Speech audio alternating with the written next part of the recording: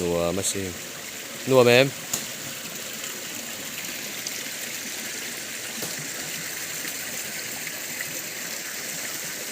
hay hi cần một đất xung quanh đầy tìm rất hết lại rồi tội rồi hết lại chim chứ này gần rỉa nào nhỉ mam zer nè rau nùa brunch rau nùa brunch anh run cùng lang bọc á cần bụi té này rau nùa brunch pavalai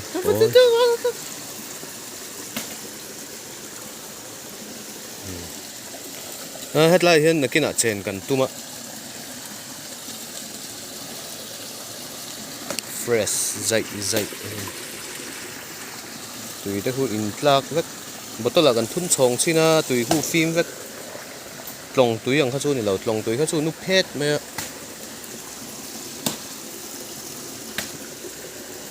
chèn chắc tụi em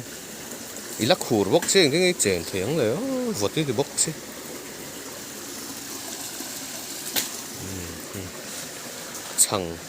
chẳng phun nó tù này ôm tất cả này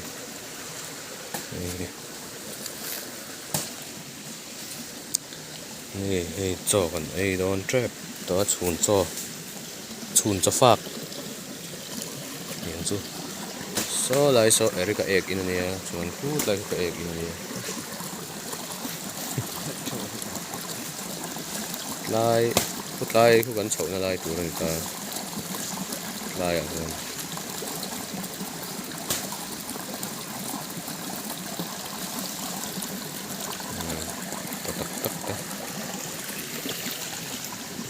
phần cho cần set chuyện sự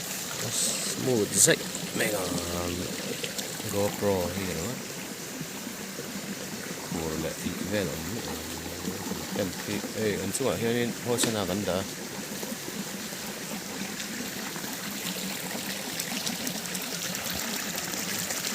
nice music này khi nào gần đó tay nào